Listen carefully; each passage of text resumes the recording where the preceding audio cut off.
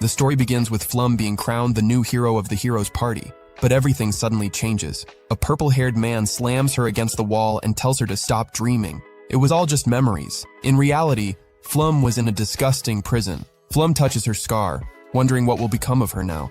She looks around and asks a fellow prisoner how many days she's been there. The girl, named Milkit, says about 3 days, but Flum can only notice Milkit's beautiful eyes. The torches light up with a snap of fingers. A fat, disgusting man appears, humiliating the prisoners, saying they're worthless to him. He drinks his cheap booze, saying he's going to get rid of them all. Everyone looks terrified as the jailer claims that buying and feeding them wasn't cheap for him. Suddenly, he pulls a lever, and a sword appears, along with various other things falling down. The block-headed jailer says they'll all pay with their deaths. Out of nowhere, some rotten zombies appear that they call ghouls. They're the lowest level of monsters. The ghouls advance on the prisoners, biting and tearing chunks out of them. Flum watches, terrified. The fat blockhead warns he'll give them one more chance. If anyone can defeat the ghouls, he'll put them back up for sale. Warning those who remain, he says they'll need a weapon. He points to the sword. A guy who's just skin and bones looks at the sword and runs toward it. That bald fatso just laughs. The skinny dude grabs the sword and it starts glowing. But suddenly, his hand catches fire and starts melting. The fire spreads across his whole body. The guy turns into jelly. The gap-toothed fatso explains that the sword is cursed. Anyone who touches it melts instantly. He says the sword is epic class, but since he was a stupid man, he bought it. Just like he bought her. He laughs at her and asks, "What kind of half-assed hero are you?" Flum suddenly remembers her past, being humiliated by her companions, calling her trash. She saw all her companions fighting bravely in battle, while she could only hide behind a rock. Flum remembers how close she was to Cyril. They were the same age. Cyril was strong, but Flum wasn't.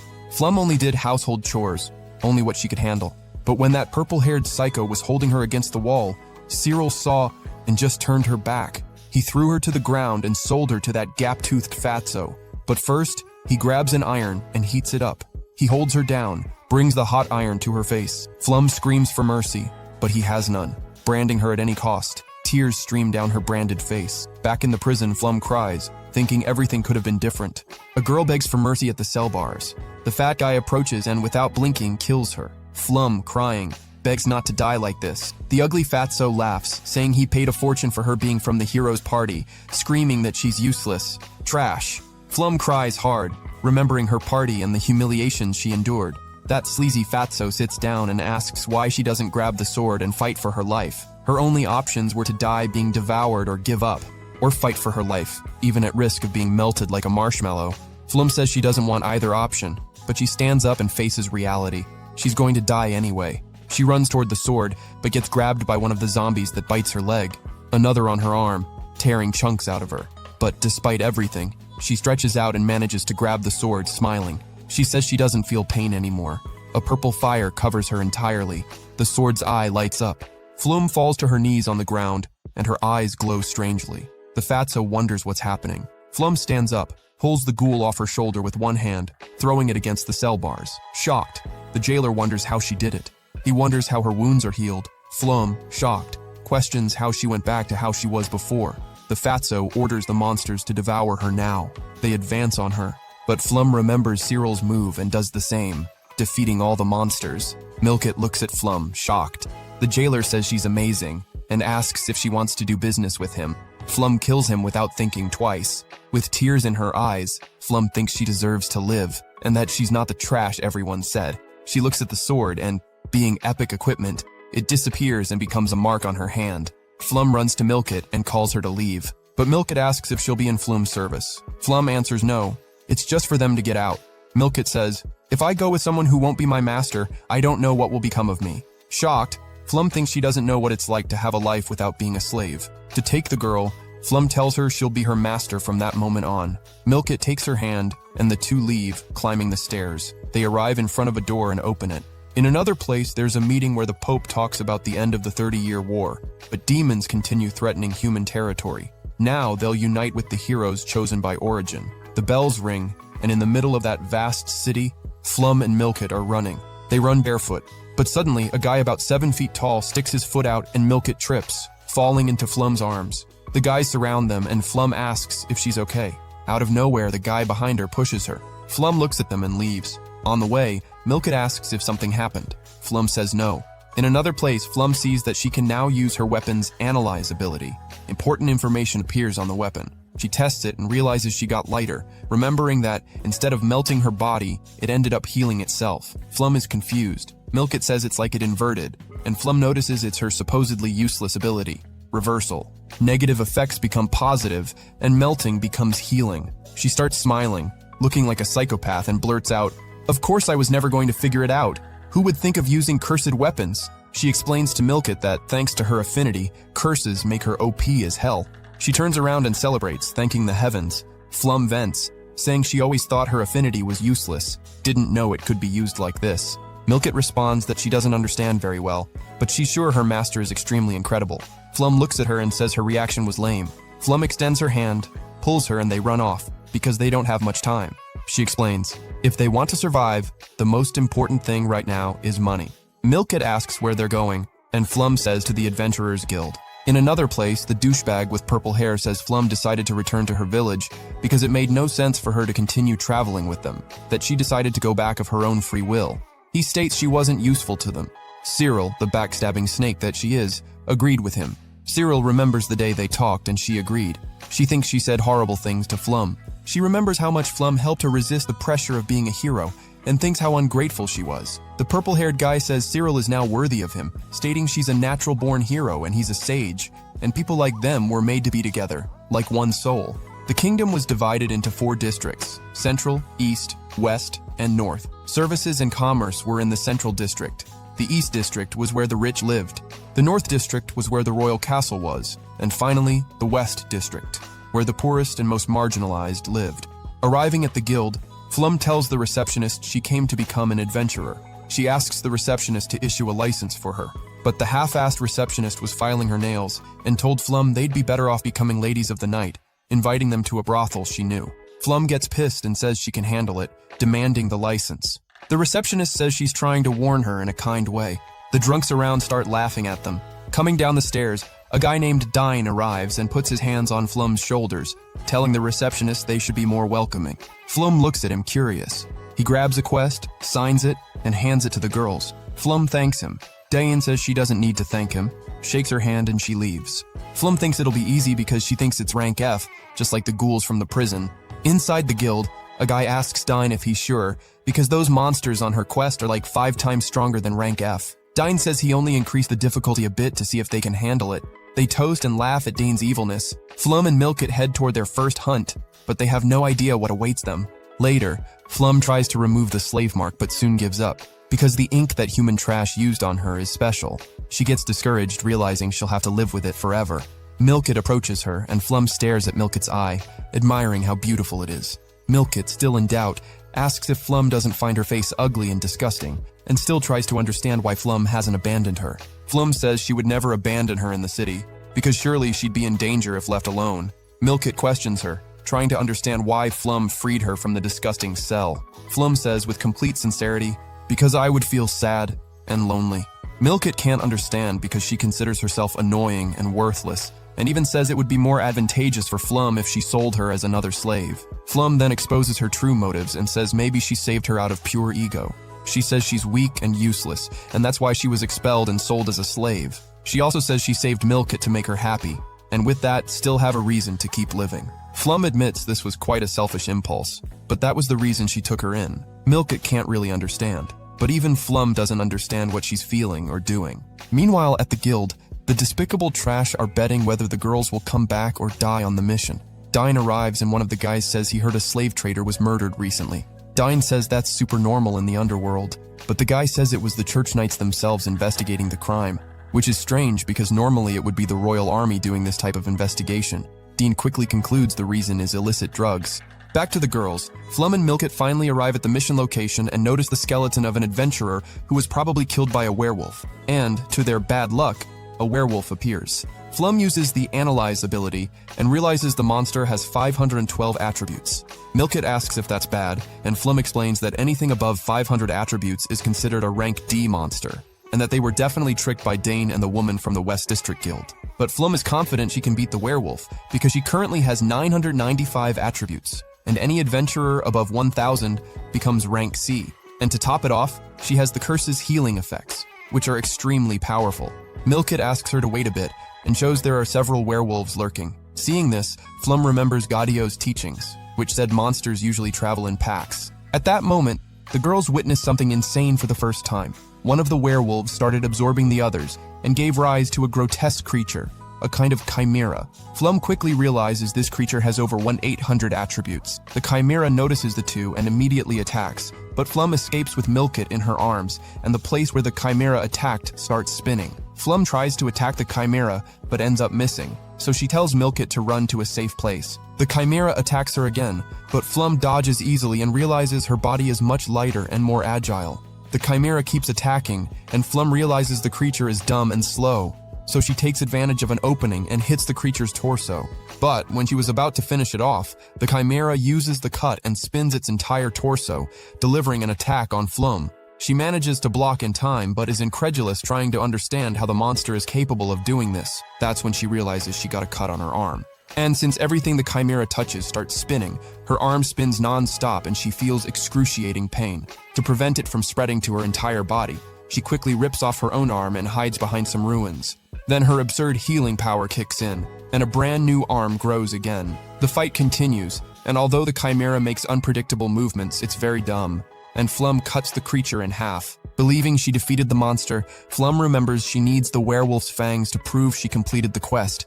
But it's at that moment that several arms emerge from the fallen chimera's body, to Flum's surprise. And to make it worse, the head she had grabbed to collect the fang bites her, and her arm starts spinning again. Hidden, her arm spins so much you can hear the cracks of her bones breaking. Realizing it's spreading, Flum drives her sword into the wall, and trying to endure the absurd pain, she prepares to cut her arm. The pain is unbearable, but she has no choice, and so she severs her arm off, preventing the curse from spreading. Right after, another arm grows, and with blood boiling, she prepares to finish off the chimera once and for all. But looking at the huge monster in front of her, she thinks about running, but wonders what will happen to Milkit if she dies. So motivated to never leave Milkit alone, Flum charges at the monster. She knows that if the monster touches her, her body will spin until she becomes a rolled-up meat cake. So she notices they're on a bridge and cuts it with a powerful attack. The chimera lands on its feet, but Flum throws her sword at the creature's foot, jumps and calls her sword back. And taking advantage of the momentum and speed of the fall, she delivers a devastating attack on the creature. The bridge debris falls on top of the monster, eliminating it for good. Meanwhile, in a safe place, Milkit is thoughtful, remembering Flum's words that said her only reason to keep living was her, and that she wanted to make her happy. Milkit feels a tightness in her heart, because she considers herself unworthy. In her entire life, no one ever said they would make her happy. Quite the opposite. All her masters just used her, and then discarded her like a mere animal. None of them even considered her as human, and due to the wounds on her face, some felt disgusted just looking at her.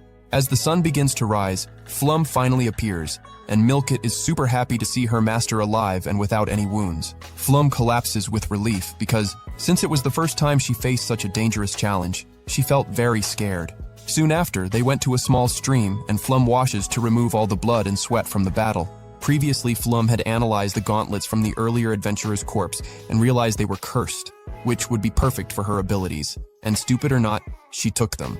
Then, Milkit goes back to the earlier topic about Flum making her happy. Milkit says she's not the right slave for Flum to do that and asks to be sold. And to reinforce her request, Milkit removes the bandages from her face, revealing a swollen and reddened face, almost rotten. Milkit says that, with a face like hers, she'll only be a burden to her master. Flum quickly realizes these stains are mustard toxins and asks to look closer.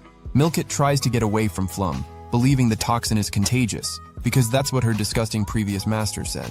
She doesn't want Flum to have a horrible appearance like hers, but Flum knows this toxin very well and knows it's not contagious, and hugs her anyway.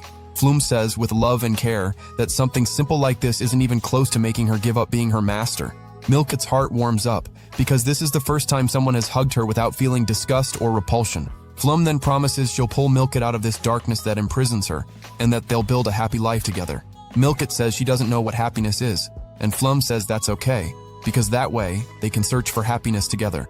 And so, even not quite understanding what she's feeling, Milkit feels a slight tightness in her poor, broken little heart. During the night, in another place, the hero's party is shaken.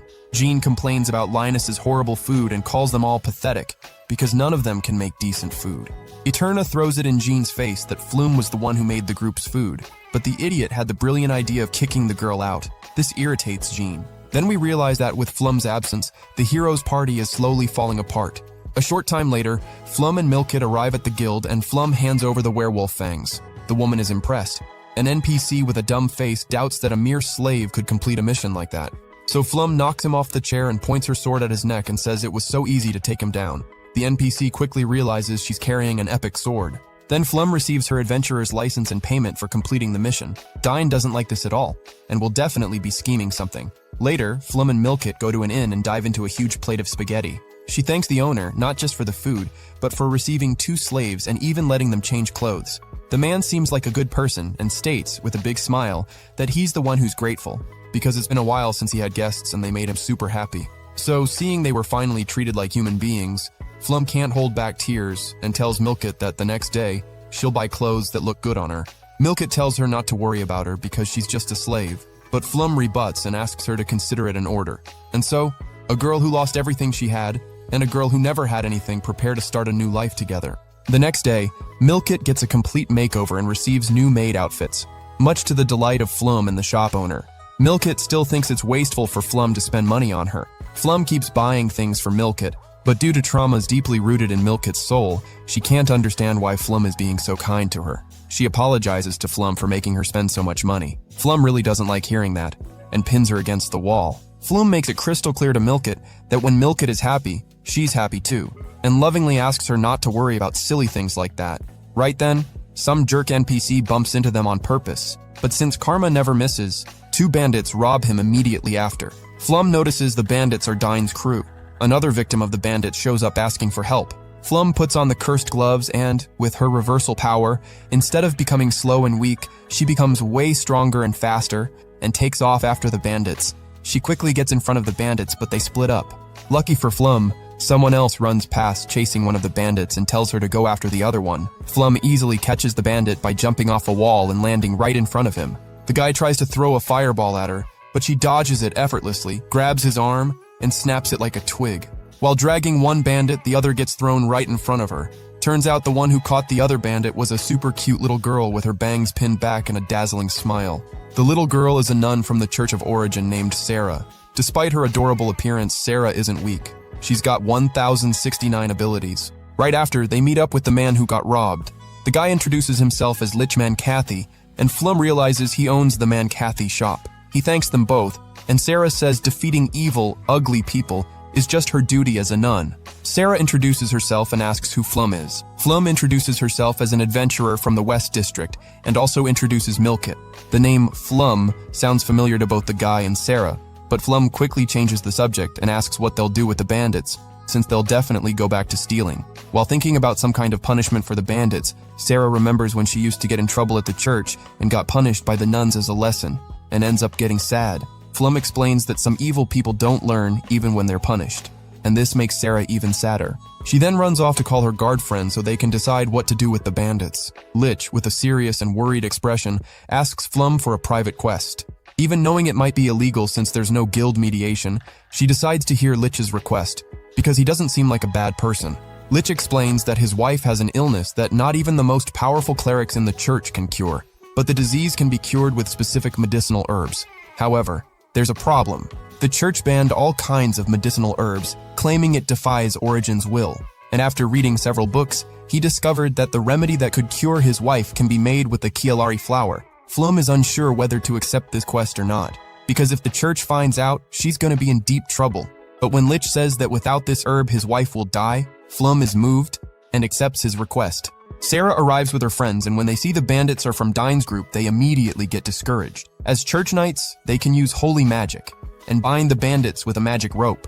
The knight then teases Sarah, messing up her hair, and says goodbye while taking the criminals away. Sarah notices the worry written all over Lich's face and immediately deduces it has to do with herbs. He tries to deny it and asks what makes her think the reason is herbs. Sarah explains she's met someone with the same look and problem before and solved everything by finding and bringing herbs to that person. Flum doesn't understand, since the church banned herbs in the kingdom, but Sarah says she doesn't care.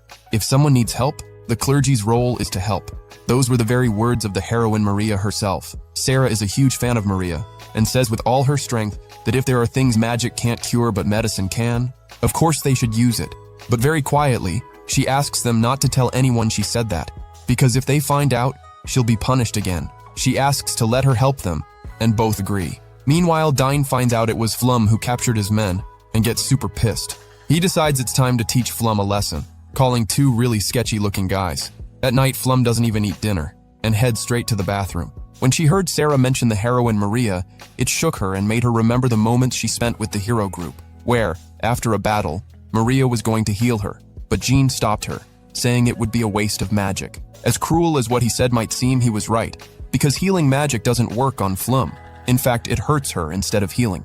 But even knowing this, Maria gets super sad and obeys Jean. Lying in bed, Flum is pretty down. Milkit comes in and asks why she's so sad. Flum says she just remembered someone from her old group, but Milkit immediately figures out the person's name is Maria, because when Sarah mentioned that name, her master's face immediately darkened. Realizing Milkit hit the nail on the head, Flum explains to her that she was part of the hero group, and that some of them always treated her well. Eterna taught her a bit about medicines and elixirs, and Gaudio taught her about cursed equipment. Flum says that one day she'll ask Eterna to heal Milkit's face, because she can make an antidote. Milkit says her master is amazing, but Flum says she's not amazing but rather useless, since she was kicked out of the hero group for being nothing but dead weight to them. Somewhere else, the heroes are fighting a demon boss, but they can't even scratch him. Jean asks Cyril to use her bravery skill, but Cyril is so shaken by Flum's absence that she can't use her trump card anymore. Jean gets irritated with her because she can't get Flum out of her head, so he says, "Drop that stupid sentimentality, Flum was just useless." The demon gets irritated with the hero's weakness and prepares to finish them off, but takes a punch to the face from a demoness with generous attributes. She reminds him of the Demon King's orders not to kill humans. Then they say goodbye, calling the hero group Peace Destroyers, which makes it seem like the heroes are the villains there. While traveling to the village where the herbs they need are, everyone eats a delicious snack made by Milkit, and this makes her very happy, even though she doesn't show it. Sarah observes the beautiful scenery along the way, and Flum ends up seeing a mark on her neck. Sarah explains this is the mark of the faithful. Sarah talks a bit about her past and says that 8 years ago, her village was destroyed by demons, and that the heroine Maria's village met the same fate. And maybe that's why Maria took such good care of her. Flum ends up understanding why Maria acts so different when facing demons. Sarah says that although it's not publicized, demons continue to destroy human villages. But fortunately, there haven't been any deaths. Sarah says demons shouldn't go unpunished, and that if she encounters one, she won't rest until she defeats it. They finally arrive at the village, and after a great meal, Sarah and Flum jump on the bed. Flum calls Milkit, and she, with zero expression, also jumps. Milkit asks why they're doing this, and Flum explains that this kind of thing is just part of being a girl. The next day, Sarah and Flum went searching some caves to find the flowers, and Milkit stayed at the inn. Then she hears a rumor that there's a very dangerous monster in one of the caves, and that none of the adventurers who went to the caves came back. This leaves Milkit extremely worried about her master and Sarah. At the cave entrance, they encounter an ogre, but take it out easily, and upon entering the cave, they find a beautiful garden of rare flowers, so they start looking for the Kialari flower. Flum has no idea which flower it is, so she asks Sarah what color it is. Sarah says it's a blue flower. Right then, Dane's henchmen destroy the cave exit. Sarah gets absolutely furious and states that evil people like Dane will be punished. This makes Flum smile, and she thanks Sarah for easing the tension of the moment, even if unintentionally. But something even worse was about to come, because a sinister ogre appears, with a bizarre spiral, looking like it came straight out of one of Junji Ito's works. The girls hide from the ogre, and when they analyze its abilities, her name is right there.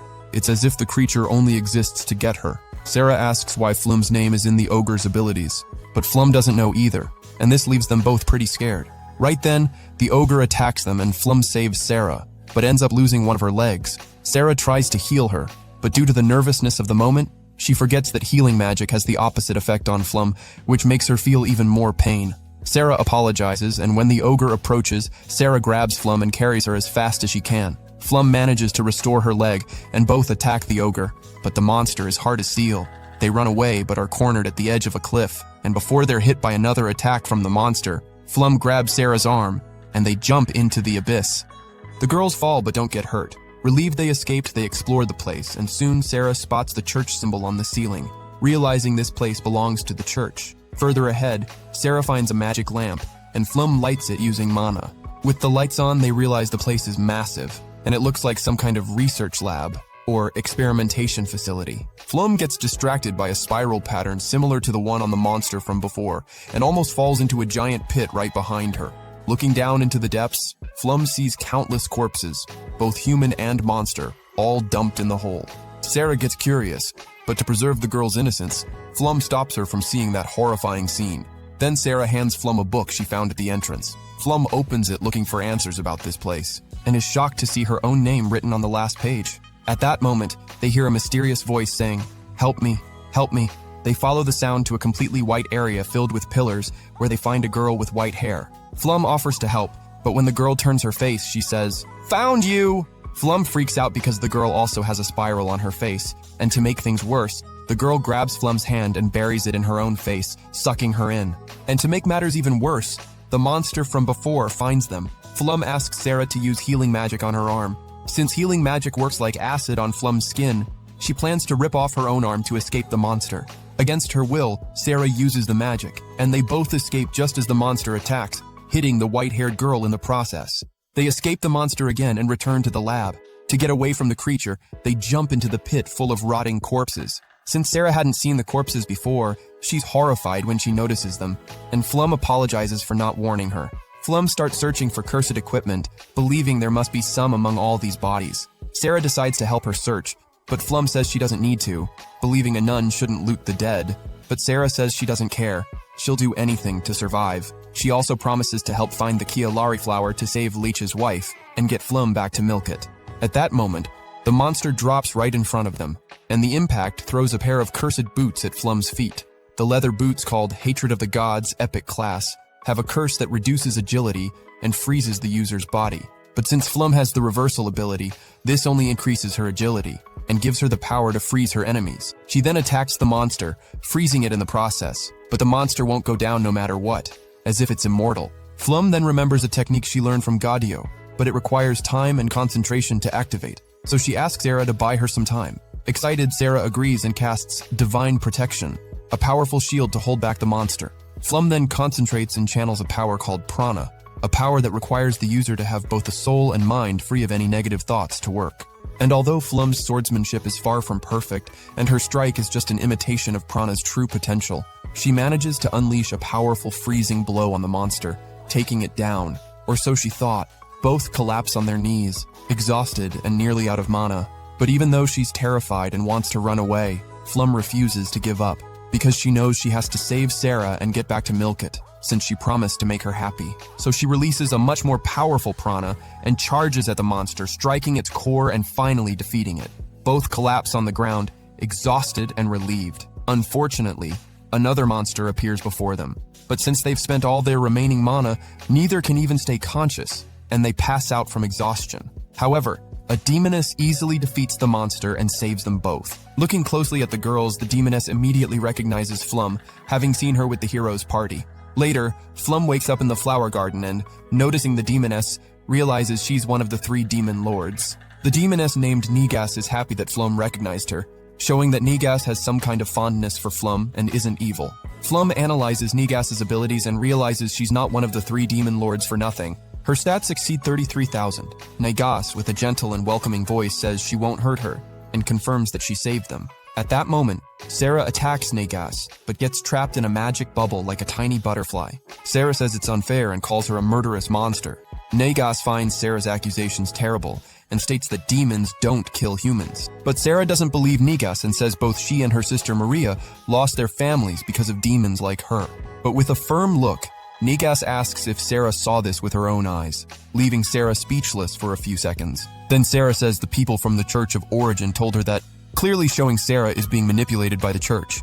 To make it even clearer that the church is lying to Sarah, Negas says she saw the bizarre experiments the church conducted in this wasteland where they are. Apparently, Flum hadn't realized they were in a church experimentation lab, and Negas asks if Sarah noticed. Having a pure heart, Sarah confirms she saw the Church of Origin symbol as soon as they entered the place, and had a bad feeling. Sarah apologizes to Flum for not saying anything earlier, because even though she wanted to speak up, she still couldn't believe the place belonged to the church. Negas explains she came to investigate, because what the church was researching there is seriously problematic for demons. Flum finally connects the dots and realizes the corpses, the monsters, the little girl in the white room, Everything and everyone are experiments created there. Nagas notices the mark on Flum's face and asks if that mark wasn't meant for slaves. With no other choice, Flum tells her everything that happened, and Sarah confirms her suspicions that Flum really was the hero. But with a smile, Flum says she's just a simple adventurer now. Nagas asks what the two came here to do, and Flum says they came on a herb gathering quest, but ended up running into the monster. Sarah says it was Flum who killed the creature, but Flum says she only succeeded thanks to Sarah's help. Nagas is impressed that Flum managed to defeat the monster and asks how she did it. Flum says it was pure luck and willpower. She attacked the monster with everything she had and hit something that looked like a crystal. Nagas shows the crystal Flum destroyed and asks if she can keep it. Flum says if she releases Sarah, she can have the crystal. Now that she's free, Sarah shows she has a kind heart and apologizes for attacking Nagas, admitting she let her emotions get the better of her without thinking straight. Sarah also apologizes to Flum, blaming herself for everything that happened. Flum says it's not her fault at all, and that she helped a lot the whole time. Seeing all this wholesome and sweet moment between the two, Nagas, blushing red, gets their attention and tries to comfort them, which surprises Flum and Sarah that a demon would try to console people. Then, realizing it was Nagas who saved her, Sarah, with a sweet and kind smile, thanks her for everything, and Nagas practically melts from all the cuteness. Sarah asks if demons really don't kill humans, and Nagas makes it crystal clear. I know there were casualties in the war between humans and demons, but I swear a demon would never kill a human for personal gain or pleasure. After Nagas left, the girls continued their search for the flower. Both Flum and Sarah don't know who to believe anymore. All this information is too much for their little heads to process. They finally find the Kialari flower, so they can go back and enjoy Milkit's amazing cooking. As soon as they get back, the place is pitch black and dead silent. Further ahead, they find the old lady and her son Studa lying on the floor, covered in blood. Right then, they hear a noise coming from upstairs, and Flum, worried sick about Milkit, runs up there in a panic. The moment she enters the room, Flum finds the most disgusting trash that exists. On top of Milkit, about to commit the most unspeakable crime imaginable. An uncontrollable rage takes over Flum, something she'd never felt before. And with one swift, clean move, she takes out the human garbage. The other scumbag tries to escape by jumping through the window, but Flum catches him instantly. With all the hatred in the world, she's about to end the bastard, but Sarah shows up and says the old lady and her son are alive, and that she's already healed them. Being someone pure and innocent at heart, Sarah believes there's a better way to handle the situation. Taking advantage of the opening, the guy points a dagger at Flum's throat and says if she makes any move, he'll kill her. Then Flum looks at Sarah and says, "Like I told you before, there are some pieces of trash that never learn their lesson, and they're better off dead." So without hesitation, she lunges forward into the blade that pierces her neck, and even feeling excruciating pain, she slowly takes down that piece of garbage. Sarah is visibly heartbroken by what happened, and Flum, apologizing for Sarah having to see her true self, reaches out her hand trying to explain, but noticing her gloves are stained with blood, she avoids touching Sarah, as if she's trying not to taint her with something impure, because Sarah is a pure girl, both body and soul. Disgusted by the filthy blood soaked into her clothes, Flum strips everything off and goes to Milkit, hugging her gently. Milkit isn't even shaken by what happened. She's used to being treated like a piece of meat. What really worries her is that the clothes Flum gave her are torn, so she apologizes to Flum for ruining the clothes her master gave her. Flum cries, both from relief and sadness, because Milkit isn't feeling anything about the situation. She asks Milkit why she's not upset, or why she's not mad at her for not saving her sooner. All Flum wanted was something more than a simple apology. But Milkit, showing no emotion, says that a mere slave doesn't have the right to think anyone will come save her. Those words cut Flum deep, but she denies them with everything she's got and says, "I will always save you. We'll always be together. It's you and me, Flum and Milkit. I'm gonna make you the happiest girl in the world." Milkit doesn't understand Flum's feelings as she cries uncontrollably in front of her, seeing someone cry tears for her. It was also new to Milkit that she couldn't even react to the situation. Meanwhile, Sarah buries the scumbags, showing compassion even for the worst kind of human being. And the next day, as they're leaving, she tells Flum that since she's still naive, she doesn't understand what makes a person evil, or how to deal with them, and she apologizes for Flum getting hurt because of her. Flum boops her nose and says it's all good, because self-reflection is a privilege of youth. Meanwhile, after returning from yet another failed mission, Maria and Linus talk about Flum. Linus says that when he saw Flum's negative stats, he couldn't believe it, and concludes that even the god Origin makes mistakes. Maria vehemently denies this, stating that Origin never makes mistakes. Linus then asks what Flum's role in the hero party would even be since she's so weak, and Maria says only Origin has that answer. Meanwhile, in the Demon Lord's castle, Nygas reports her findings to the demons. They fear that humans are messing with a force that no one can control.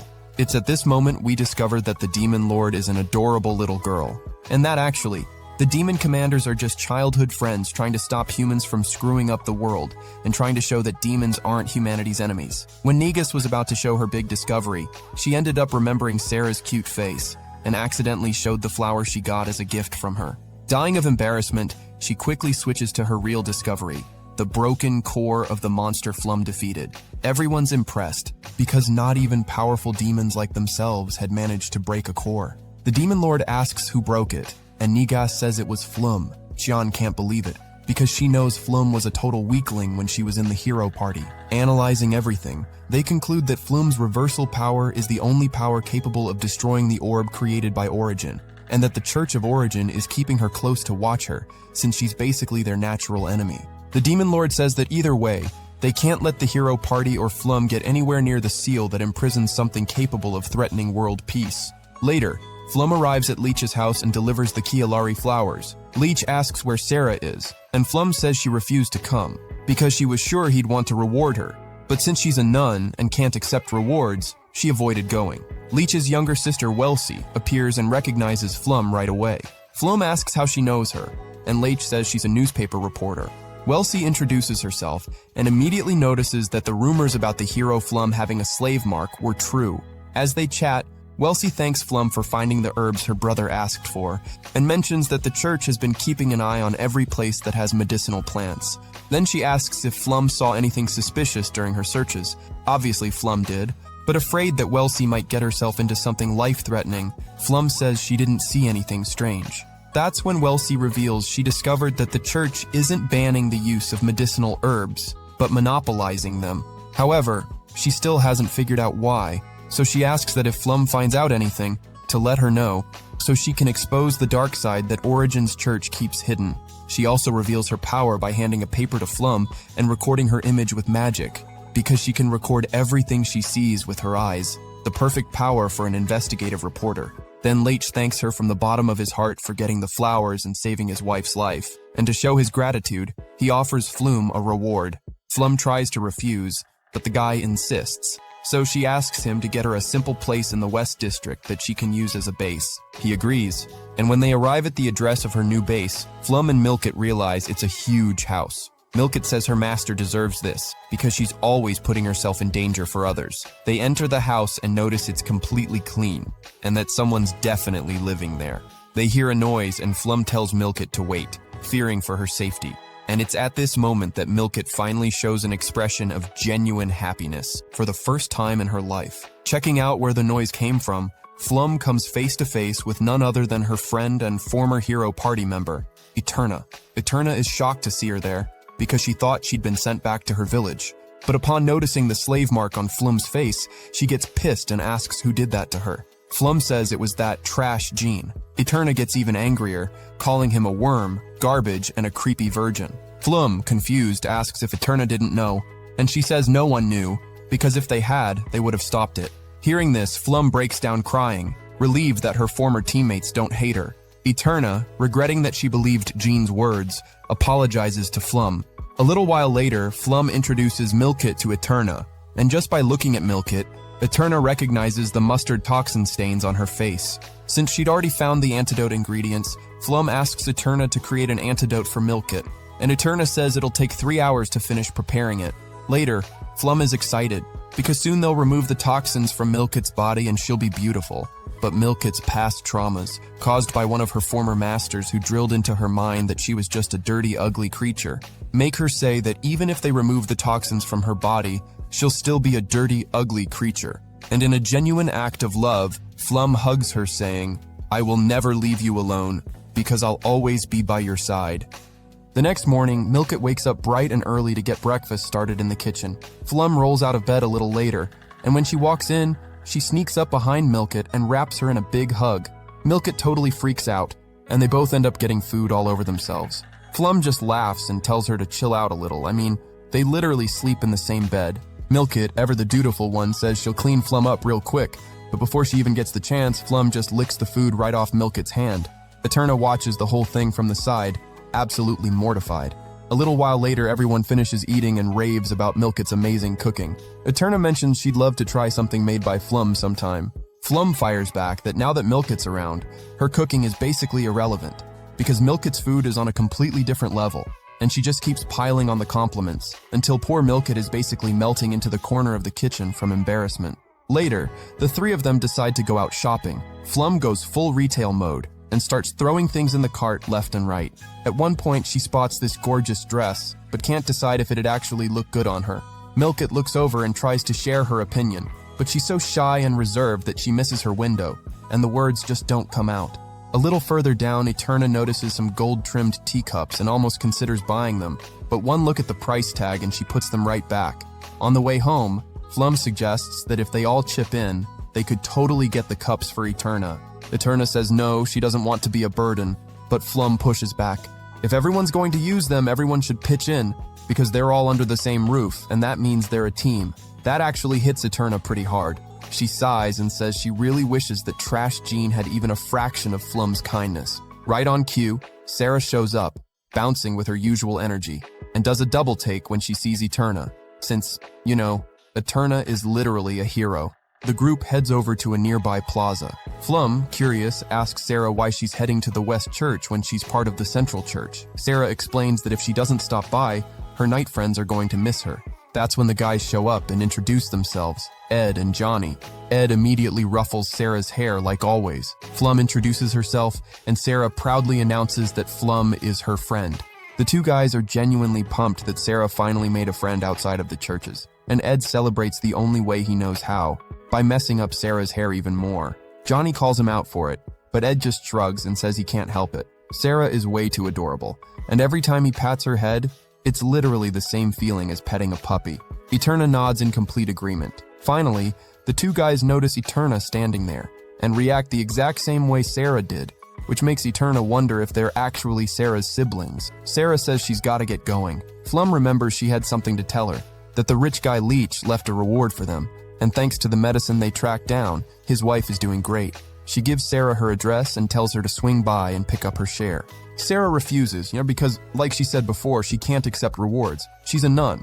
So Flum pulls out the big guns. She tells Sarah that Milkit is going to cook an absolutely incredible meal for them. Sarah agrees on the spot. After they say their goodbyes, Eterna says it's time to head home. Flum asks them to go on ahead. She needs to stop by the guild first. Milkit tries once again to say something, but the words just won't come. Meanwhile, back at the guild, some shady guys are plotting to do something nasty to Flum, since every plan to get rid of her has crashed and burned so far. Flum walks in without a single drop of fear and asks the receptionist if there are any available quests. The receptionist looks at her like she's lost her mind. She asks what on earth Flum is doing there because it's pretty obvious those guys are out to get her. And then, to protect Flum, the receptionist leans in close and whispers, "Every single request posted here is fake. They're all traps set up for Flum." Flum is confused. Why would this woman be trying to help her? The receptionist leans in even closer and says, "Now that you know how rotten this place really is, if you don't like it, take down Dine and clean up the whole West District. And for Flum's own safety, she tells her to get out of there." Dine asks if Flum isn't taking any quests. Flum says nope, and as the two lock eyes, they both silently swear to destroy each other. Meanwhile, Eterna is telling Milkit all about how incredible Flum's cheesecake is, fondly recalling the good times back when the whole hero party used to share it together. Milkit gets curious and brings up how her master always said she was kicked out of the group for being useless. Eterna doesn't sugarcoat it one bit. She says Flum was the only reason anything in that group actually worked, and that Jean got jealous of her for exactly that reason. She looks at Milkit and tells her straight up she won't regret sticking with Flum, and she adds, Milkit shouldn't hold back when she wants to say something to her. Flum finally makes it home, and Milkit greets her with a warm smile. Eterna decides to give Milkit a little nudge and tells Flum that Milkit has something really important to say to her. Even though it's hard, Milkit finally speaks up. She says she's been worried about Flum going back to the guild, that the dress she saw earlier would look beautiful on her master, and that she heard all about the legendary cheesecake and would really love to try some. Hearing Milkit voice her own wishes for the very first time absolutely sends Flum over the edge. She pulls Milkit into a huge hug and launches into yet another sappy moment that Eterna absolutely cannot deal with. Later, Sarah shows up as energetic as ever, and everyone sits down together for dinner. Sarah inhales her plate in record time and immediately asks for seconds. Then Flum brings out her famous cheesecake, and Sarah completely loses it. She demolishes the first slice and dives straight into the second. Eterna is shocked, and Sarah explains that she is obsessed with cake. That's when Eterna finally understands where Maria's cake addiction comes from. To celebrate Milkit's first ever request, Flum wants to feed her a bite of cheesecake herself. Milkit wants to disappear from sheer embarrassment, but she goes along with it, and she loves it. Watching the whole thing, Sarah can't help but think of her big sister Maria, and feels just a tiny bit jealous. Shortly after, Flum fills Sarah in on how she told Eterna everything that went down in that creepy lab. She asks if Sarah found out anything new after they got back. Sarah says she looked into it a little, but came up empty. Flum figures there's got to be some kind of hidden facility somewhere in one of the churches, and asks Sarah if she has enough access to investigate. Sarah says she does in some of them, but being just a regular nun, there are places she can't get into. Flum throws out the idea that there could be a secret installation in the West District Church. Sarah thinks that's a stretch. There's an orphanage there, and that would make it pretty hard to hide something like that. Flum then brings up the East District. Sarah gets kind of bummed just hearing it. That's where all the kingdom's rich and powerful live. Eterna then floats a bigger theory. Everything they've seen, the crackdown on religions except the Church of Origin, the ban on medicine, the monopoly on magic healing, none of that could have happened without the kingdom's direct involvement. And even if there are no facilities there, there could be ruins, and that digging around the capital could be really worth their while. The plan is set. Sarah investigates the West Church, and Flum investigates outside the churches. Milkit, listening to all of it, gets incredibly anxious about her master, terrified something bad is going to happen to her. Flum then hands Sarah the reward Leitch sent over for her. Sarah tries to turn it down again, but the girls won't take no for an answer. It's not a reward. It's a gift. Sarah accepts it with a big smile. Later, Milkit is receiving treatment from Eterna to help heal her wounds. Eterna mentions she heard that Milkit was forced to ingest the toxin, and says it made her sick just picturing someone doing that to her. Flum asks who did it. Eterna explains that Milkit doesn't remember, and that the toxin was probably slipped into her food, and that it might have been Milkit's previous master. Flum is furious. She says without a shadow of a doubt that her old master did it out of pure jealousy over how beautiful Milkit is, and swears that if she ever crosses paths with that person, they are going to seriously regret it. Eterna agrees, and says she'll back her up. While the three of them are talking, something really unsettling happens to Milkit. Eyes and mouths seem to appear along her scars, and it's impossible to tell if it was just a trick of the light, or if it actually happened. The next day, the moment Flum steps outside, she's greeted by posters plastered everywhere, calling her all kinds of awful things, and labeling her a murderer. Realizing it's Dine's handiwork, she starts tearing them down one by one. Further down the road, 5 soldiers from the Royal Army surround her, and order her to come with them without resisting. Flum wonders if Dean has connections inside the Royal Army too, and it hits her. She's completely cornered. If she goes with them, they'll just fabricate some charge to pin on her.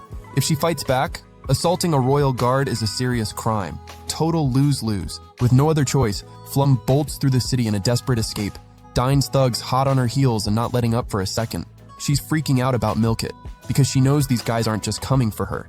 Meanwhile, back at the house, Milkit is having a little writing lesson with Eterna. But honestly, Milkit's head is somewhere else entirely. All she can think about is Flum. Eterna gets it. Hard not to. When there's a squad of armed goons staking out the place outside, just waiting to burn everything down. Back to Flum. She makes a call. She's not leading these guys back home. She's ending this right here. The thugs open fire with magic and arrows, and one of them drives straight into her leg. You know what she does? She yanks it out like it's a splinter, kicks one of the archers with full force, and shatters his bow in the same move. Then she scales up to the rooftops and loses the whole crew. She takes a second to catch her breath, and that's when a poster slaps her right in the face. She peels it off and looks. Her stomach drops. It's a wanted poster. Her face. Wanted for murder. 2 soldiers spot her on the rooftops and fire. The arrows hit dead on. Flum goes down. But thanks to her cursed sword, the one that heals wounds that should be fatal, she drags herself back up and keeps crawling through the alleys, completely wiped, running on fumes. And that's when Dean shows up with his crew, cornering Flum in a dead end. Flum knows the moment she's gone, Milkit is next, so she decides, She's taking Dean out right now. But this guy, bro, this guy is the biggest coward on the planet. He grabs a blind little girl and uses her as a human shield. And if that wasn't enough, they force the kid to drink lethal poison. Flum begs them to stop, to let her go. Then Dane makes his offer. If Flum drinks the poison, he lets the girl walk. Flum knows she can't die, not even from the deadliest poison out there. Her sword won't allow it, so she agrees and drinks. The pain that hits her is absolutely brutal. She feels the poison tearing through her from the inside and collapses. The little girl crawls over to Flum and starts sobbing, convinced she's dead. Dine is literally crying tears of joy, screaming that he's finally avenged every one of his allies Flum took out. But then, then something nobody saw coming happens. Flum splits in half and stands back up, like a final boss entering Phase 2 in a From Software game, eyes blazing blue. The whole crew stumbles back in pure panic, screaming that she's a monster. Flum is furious in a way you've never seen. She speaks, her voice ice cold, dragging an innocent child into this. Trash like you deserves to die. She moves in and drops 3 thugs in the blink of an eye. Dean panics and screams at everyone to fall back. But the massive guy, nearly 7 feet tall, standing next to him, can't understand why his boss is scared. It's just a girl, right? But then, as if things couldn't get worse for Flum, the corrupt soldiers show up. Their leader points straight at her and orders them to take her out. Flum counts. More than 10 soldiers. She knows if she runs, she's dead. If she fights, she might be dead too. But it's not the first time she's stared death in the face, so she holds her ground, ready to fight until her last breath. And that's when, from the top of one of the buildings, Vice General Ottilie appears. She draws her sword and launches a blood magic attack that instantly locks up all the corrupt soldiers. Dine and his guys bolt like roaches. Ottilie's not about to let them walk and fires off another attack. But one of the thugs throws himself in the way so Dine can escape. She tries one more strike, but Dine vanishes. Though, the trail of blood on the rooftop makes it pretty clear he didn't get away clean. Ottilie drops down and goes to calm Flum down. Then she actually looks at the girl in front of her and freezes, because she recognizes her, the hero, the actual hero. Wait, you're Flum? Flum, a little embarrassed, says it's a long story. Right after, Flum goes to the blind little girl and asks where she lives. The girl, just happy to be alive, says she doesn't know. She lost her memories. Flum and Ottilie exchange a look. The problems just keep piling up. Later, Flum gets home and gets the warmest hug from Milkit. She asks Eterna if Dine's crew came after them. Eterna says she dealt with all of them easily using her water magic, because, unfortunately for those guys, she's also a powerhouse of a hero. Ottilie nearly loses it when she sees the legendary hero Eterna Rainbow just casually chilling there, and asks why she isn't with the hero party. Eterna answers, completely deadpan. Well, the group turned into a total dumpster fire, so I left. Simple as that. A little later, Flum fills everyone in on what went down. Ottilie is furious at Jean, and furious at herself. She was the one responsible for looking after Flum when she was named a hero. Flum tells her not to beat herself up over it, because sometimes bad things lead to good ones, and she gestures to Eterna and Milkit as proof. Eterna then asks about the little girl. Flum explains she was one of Dine's hostages, says she claims to have amnesia, and gently asks if the girl can stay with them for a while. Eterna looks at Flum and says, "This is your house. I'm the one crashing here. You don't need to ask me for anything." Ottilie thanks them for taking the girl in and apologizes, since all of this happened because of the corruption inside the royal army. Flum says Ottilie has nothing to apologize for. The blame sits entirely on that lowlife Dine. Ottilie agrees and starts laying it out. Dine is the eldest son of a washed-up noble family, the Phineas family. Unlike your average street thug, the guy is sharp and well-connected, and he used that to build up his influence in the West District. When the conflict between the church and the military started heating up, he'd already locked down the whole area. General Henriette, Ottilie's milady, decided this needed to be handled ASAP, and the second she mentions Henriette, Ottilie completely loses it, eyes sparkling, face turning red. This woman is absolutely hopelessly in love with her general. A little while later, Sarah shows up at the door clutching one of the fake wanted posters of Flum, looking all worried, saying she ran over the moment she saw it. Flum introduces her to Ottilie, then brings up the creature with the spiral face they found in Anikide village, and the creepy laboratory hidden there. Sarah adds that they found a woman with a spiral face wearing the same clothes as the kids from the church orphanage. Everyone lands on the same conclusion. The church is using children as test subjects. Ottilie brings up that she noticed Flum using a cursed sword and asks about it. Flum explains that thanks to her reversal ability, she can wield cursed items, and flip their negative stats into positives. It's basically the opposite of anything a normal person would ever do. And while this serious conversation is happening, Sarah is absolutely demolishing the cookie stash in the corner. When Flum finally reaches for one, gone. Completely gone. Ottilie then raises an interesting theory. What if the reason the church chose Flum as a hero was specifically because of her reversal ability? Because with every single stat at 0, there's no other reason that selection makes any sense. Flum sits with that, trying to figure out what role she's actually supposed to play in all of this. Then Milkit, soft as always, gently places her hand over Flum's, doesn't say a word, just lets her know she's there. Ottilie is pumped to find out she's not alone in her suspicions about the church, and asks if they can keep meeting up to share intel. Everyone's in. And Sarah? Sarah is absolutely thriving. Belly full, obviously. Later, Flum finally lets herself breathe easy, knowing Ottilie is on their side. Milkit takes her medicine and says in that gentle voice of hers that she doesn't want Flum putting her life on the line like that. Flum apologizes and pulls her into a warm hug. Eterna watches the whole wholesome moment from across the room, expression completely unreadable. Then Eterna decides to remove the bandages from the little girl's eyes to see if she can heal her. But when she takes them off, she stops, leans in close. The girl has magical tattoos covering her eyes. Flum wonders out loud if she might be an escapee from one of the church's labs. Eterna makes up her mind on the spot. I'm taking care of her. Meanwhile, across town, Dane is in rough shape from Ottilie's attack. The big guy shows up and Dane relaxes for a second, thinking a friend came to help him out. That lasts about 2 seconds. The big guy tells Dane he's outlived his usefulness to the West District, and that from here on out, he's the one running things. Dane tells him to go to hell and manages to slip away somehow. Wandering through the dark alleys, he starts hearing strange sounds.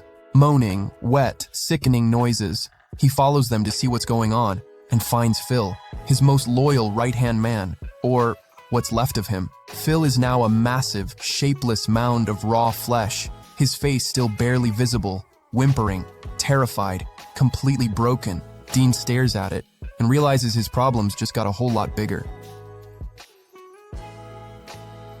So the other day, the little girl tries some food Milkit made, and dude, she nearly has a full-on meltdown from how happy she is. She said it was literally the best thing she'd ever eaten in her entire life. Everyone just stood there watching this blind kid go absolutely feral on the food. Zero shame, zero chill. Eterna told her to slow down, and the girl nodded, but internally she was thinking, no rush, nobody here's gonna steal my plate. Flum, being curious, asked if, even with all that amnesia, the little girl at least remembered her own name. She said yes, but she wanted to know everyone else's names first. Adorable, right? So Flum gently took the girl's little hand and placed it on her own face so she could see what Flum looked like. Then Eterna introduced herself, and after that, Milkit. But since Milkit's face is wrapped in bandages, she just held the girl's hands instead of letting her touch. Then comes the funny part. Milkit introduced herself as Flum's slave, and the little girl's brain immediately went to the worst possible place, like full-on scandal territory. Flum went into total panic mode trying to explain herself. Eterna swooped in and saved the day, clarifying that Flum had taken everyone in and that they all lived together like a family. The girl was genuinely shocked. Like, they weren't even related and they all just lived together? Flum said she could live there too, but only if she shared her name. The girl lit up immediately and introduced herself. Ink Reescraft. Later, Flum headed to a local orphanage to talk to Sarah about Ink's situation. She explained that the girl remembered absolutely nothing. Not whether she had parents, not whether she'd ever lived at a church orphanage. Sarah thought that was weird, and her friends even floated the idea that maybe Ink was just running away from home. Flum asked if there were any missing child reports in the area. Nothing. Crickets. Sarah's friends suggested bringing Ink to their orphanage so whoever was looking for her could find her more easily. But Flum thought it through and landed on, if Ink is running from some church lab and they find her there, they'll ship her right back, no questions asked. Without missing a beat, she decided to keep looking after Ink herself and promised to dig deeper. Sarah and her friends said to just holler if she ever needed backup. After that, Flum swung by the guild and asked Yella if there were any missing girl search requests posted. Yella combed through everything. Nothing. Flum then got close and basically begged Yella to help her find what she was looking for. Yella agreed, but first she had a little favor to ask. Keep an eye on a shop being harassed by a big fish and his little guppies. And who were this big fish and his little guppies? Dane's own lackeys, obviously. A whole crew of losers who spent their days dunking on their former boss in every way imaginable, while the big guy celebrated like he'd just won the championship because he'd finally taken over as leader of the group. Yella then mentioned she'd heard that Flum now had a nice place of her own and asked her to update her adventurer's license. And then Yella actually admitted that she never would have guessed Flum, who she'd always written off as just some random slave, was actually an insanely powerful adventurer. Yalla leaned in to help fill out the license properly, which caught Flum off guard, because Yalla had always been ice cold with everyone. Flum then said that now that she could actually see Yalla's full uniform, she had to say something. "Your skirt is way too short, just so you know." The moment Flum walked out of the guild, a carriage pulled up out front and, surprise, Milket's old master stepped out. Flum walked right past her and didn't even notice. The woman walked in and made a direct request to Yalla, "I want you to find a runaway child." Meanwhile, back at the house, Ink had just finished helping Milket with the laundry, and Eterna told her to go take a bath ASAP since the girl hadn't washed up since the day before. When Flum got home, she found Ink all clean and fresh. Milket immediately ran over to greet her, and the two of them disappeared behind a curtain, making some very sus noises from inside. Ink caught a weird smell coming from back there, and made a face like she had absolutely no idea what was going on. Eterna, completely unbothered, explained, "Flum and Milket are fooling around in secret." Flum burst out screaming that that was not what was happening, and Ink absolutely lost it laughing. Then Ink met Sarah and softly touched her face to get a sense of her. Eterna then dropped the bomb. Sarah shows up at the house every single night just to eat dinner. Every single night. Ink immediately let go of Sarah's hand and called her a freeloader on the spot. Sarah got heated, swearing she always helps out with something and that she just physically cannot stay away from Milket's cooking. And sure enough, Ink and Sarah tore through a bowl of stew like it was their last meal on Earth, asked for seconds, and nearly died from eating so much. Like, almost literally. After dinner, Flum and Milket surprised Ink with the cutest little outfit. The girl was so happy she announced to the whole room, "This is the most welcoming place I've ever been." Meanwhile, deep in the capital's sewers, Ottilie was torturing one of Dane's goons with her blood technique. The technique seeps into the target's body, locks everything up, and causes pain that's just on another level. Worse than death. The guy couldn't take it and screamed that he'd tell her where Dine was. And Ottilie just smiled that slow, evil smile of hers. Because sure, she's gorgeous, but she is also deeply, genuinely terrifying. Later, Flum headed to the merchant's shop and found Dane's lackeys brawling like absolute clowns. She told all of them to bounce or she'd take every single one of them out. Two cocky idiots called her a little slave girl and tried to step and got dropped immediately. The rest realized real fast they had no shot and dipped. The merchant thanked her, visibly relieved. Right then, another guy showed up screaming that he'd finally found Dean, and froze the second he saw Flum standing there. Under pressure, he explained that Dine had become a follower of Origin, had been spotted on his knees praying at the church. Basically threw every ounce of his pride away just to survive. He turned into the church's lapdog. Flum was floored. Dine? The proud one? No way. She had to see it for herself. But just as she was about to approach the completely unhinged Dine, Ottilie appeared and stopped her. She explained that Dine now had the church's protection, and it was better not to poke that bear. The two of them went to the city walls, and Ottilie revealed that some of Dine's goons, and even some capital soldiers, had transformed into something grotesque, like some twisted mashup of corpses. And the church had buried it all, kept it completely in the shadows. Flum said even the church couldn't hide something that massive, but Ottilie was direct. The king is nothing but their puppet, and because of that, some very dark things are happening in this capital. She added that they needed to get this out to the public as soon as possible. Flum looked at her and asked how she managed to stay so strong in the face of an enemy that powerful. Ottilie said she did all of it for her milady, that she was the reason for her entire existence. Then, looking at Flum with genuine sincerity, she said she respected her deeply for having watched her risk her own life to protect a blind little girl. Flum said she just couldn't walk away from a kid like that, and that all she wanted was to give Milket a peaceful life. Ottilie then grabbed her hand firmly. Together, we'll fight for the people we love. That night at dinner, everyone was beyond satisfied after eating Milket's cooking. Flum declared that Milket was going to be the best wife in the entire world. Milket, without really thinking, replied that the only thing that makes her happy is serving her food to Flum. And then, Flum dropped the bombshell of the century. "So then, will you marry me?" Milket turned the color of a tomato and bolted out of the room. Watching the two lovebirds be so perfectly chaotic together, Sarah thought of her own sister, Maria, and quietly hoped she was doing okay somewhere out there. But Ink went quiet. Images started surfacing in her mind. Other children and a mysterious man, all of them calling her useless, a burden, worthless. Everyone noticed her mood shift and asked if she was all right. Ink answered, her heart heavy, "I'm not needed by anyone." Flum walked right up to her and said straight up that no one in this world is unnecessary, and that if anyone ever dared say that to Ink again, she'd personally go find them and beat some sense into them. Everyone agreed. Ink asked why they treated her so well when they barely even knew her, and Sarah, jumping in before Flum could even open her mouth, answered with a smile, "Because we're already friends, you goof." And just like that, Ink's heart felt a little warmer. Later, Flum unwraps the bandages from Milket's face, and what she sees completely stops her in her tracks. Milket's face was fully healed. Absolutely beautiful. Milket then gently cups Flum's face in her hands, and glancing at the slave marks they both share, she whispers softly, "Now we match." Bro, those words hit Flum straight in the deepest part of her heart and heal everything all at once. Every ache, every trauma, every scar, gone, just like that. And right then, Flum opens up completely and swears she'll stay by Milket's side forever. Milket says the same, and the two hold each other with this overwhelmingly tender embrace. The next morning, while Milket's in the kitchen making breakfast, Flum is just zoning out, replaying every moment from the night before, especially the part where Milket said she'd only ever show her face to Flum. Then Eterna walks in, takes one look at Flum, and with that all-knowing smirk says, "You look like a teenage boy going through puberty, fully loaded down there." Flum plays dumb like, "Huh? I have no idea what you're talking about." But Eterna's not buying it for a second. She asks why Milket is still wearing her bandages if she doesn't need them anymore. Flum tries to play it off, but yeah, Eterna already figured it all out. Then out of nowhere, Ink comes bounding in and hugs Milket, screaming that she loves her because she made the most amazing little snack. And Flum? Dude, Flum felt that like a knife to the chest. Full-on jealousy mode. Like, literally. Later, while hunting down the location of her new job, Flum catches a foul smell in the air. And as she notices a crowd frozen in place ahead of her, she spots grotesque monsters, creatures writhing in agony and suffering, a massive, horrifying heap of flesh, packed with arms, legs, and heads that used to be human.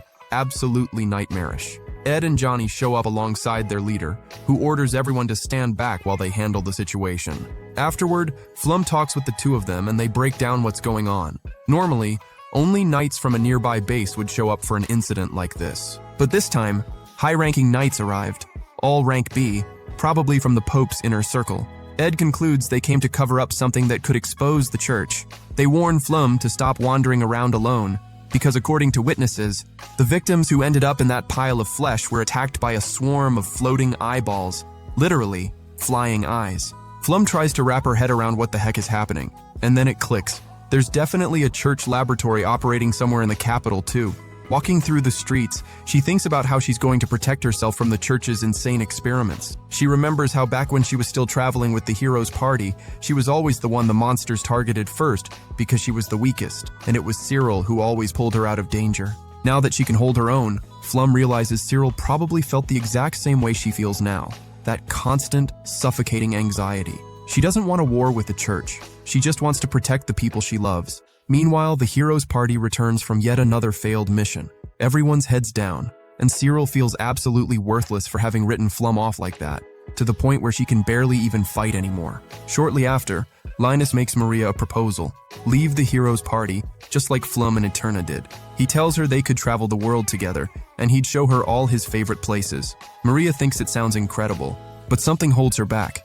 Linus already knows what it is. He dug into her past, and he knows that demons slaughtered Maria's village, and that she's been chasing revenge ever since. Maria, hit by the weight of that trauma, says she can't let it happen again, that she can't lose anyone else she loves, and that there are people she cares about back in the capital. Linus, completely panicking at the thought that it might be a boyfriend, nervously asks if that includes a guy she's seeing. Maria laughs and explains they're her childhood family, people who've been there for her since she was little. Later, at dinner, Ink finds out that Ed and Johnny aren't Sarah's biological brothers. Sarah explains that since she had no family, they stepped up and took on that role, and to her, that makes them real brothers. Flum mentions she ran into them, and that they're worried about her wandering around. Sarah says she's the one who worries about them the most, because those two are always throwing themselves into danger for her sake, and still treat her like a little kid. Ink, not quite getting it, asks if Sarah genuinely worries about them, even though they're not blood-related. And Sarah, with complete sincerity, says yes, because Ed, Johnny, Maria, and herself all grew up together as a family.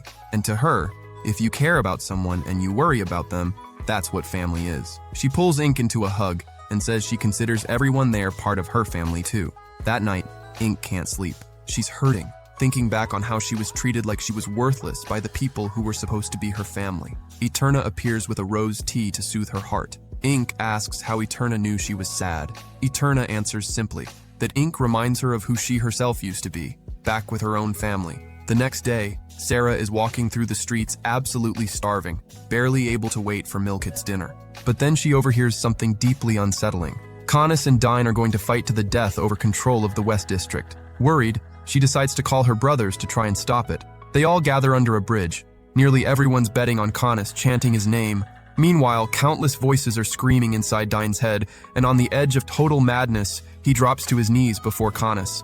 Connus looks at Dine's wretched state and says that out of mercy, he'll free him from his suffering. He raises his axe to finish it, but Dine, in one last flicker of sanity he had left, raises his hand.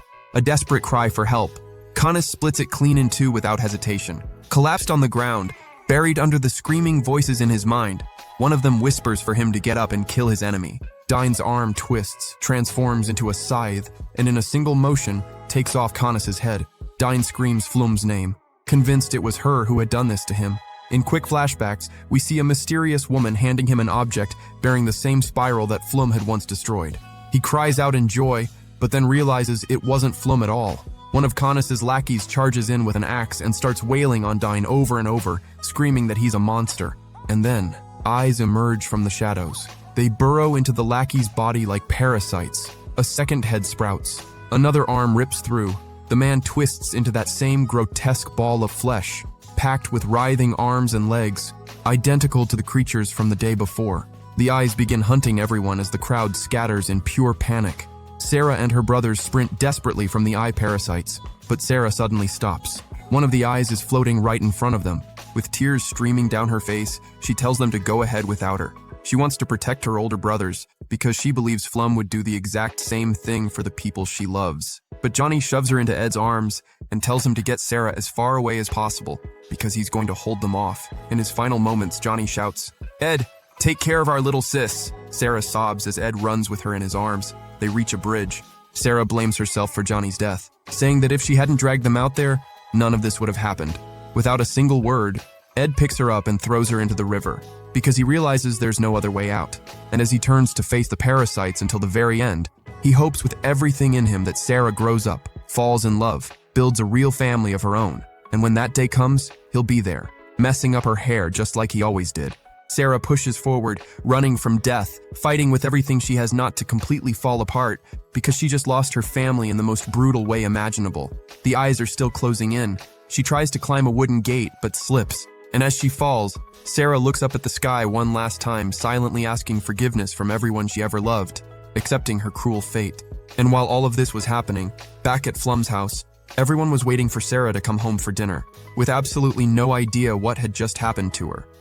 The other day, the Western District woke up buried under a mysterious fog. Like, out of nowhere, this weird haze just swallowed everything whole. At the Guild, Flum discovers that a search request has been filed for a runaway girl, submitted by one seriously flashy woman named Satils Francois, a powerful noble, no joke, owner of the Francois shop in the Eastern District. Flum takes the job, but something immediately feels off. If Sarah ran away from a wealthy family, why was she wearing orphanage clothes? Then Flum notices the Guild is basically a ghost town, and Yulla explains that the day before, a duel went down between Dine and Connie's. Flum gets curious and asks who won. Yulla says it was probably Dine, since neither Connus nor his goons ever came back. Flum can't wrap her head around it. What on earth could have happened for a total loser like Dane to actually pull off a win? She heads out without even realizing Dane had been right there the whole time, listening to every word. Flum tries to make her way to where the duel happened, but church guards are blocking the area off. They claim there's something there that nobody's allowed to see. Then, out of nowhere, this absolutely disgusting smell of rotting flesh hits the air, and Flum catches a glimpse of something completely insane down below. Back home, she's frozen in place, mentally replaying what she saw earlier when Milkit snaps her back to reality. Ink is absolutely beaming over the pajamas she got as a gift. Flum says she bought a pair for Sarah too, but she's nowhere to be found. Ink says she's worried, but Flum tries to keep everyone calm, insisting Sarah's probably just busy with church duties. Later, Flum heads to the church in the Western District, and a nun drops a bombshell. Sarah has been excommunicated by the Pope himself, cast out as a demon worshiper. But the nun, completely in tears, refuses to believe a single word of it, insisting the whole thing is a lie. Little Sarah would never do something like that. She cries between sobs. Flum takes off running through the city looking for Sarah, desperately hoping with everything she's got that Sarah is okay. She asks the guards if they've seen Sarah's brothers, Ed and Johnny, but the guards tell her the two were transferred the day before, and one of them whispers, real quiet, that he'd bet they were disappeared to cover something up.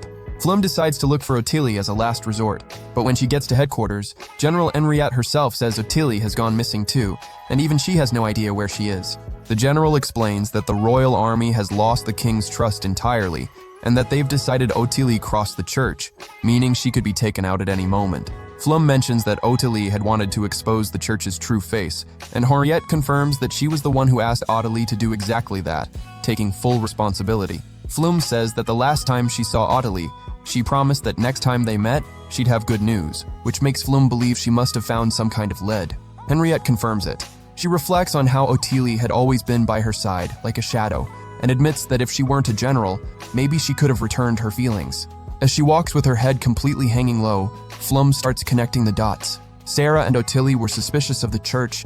Ed and Johnny would have laid down their lives for Sarah, and it was her who dragged them all into this. When it's all said and done, it's her fault.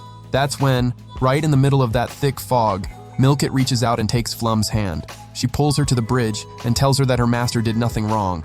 And that's when Flum completely breaks down in tears, saying that she did. That she's the church's biggest target, and because of that, everyone around her has become a target too.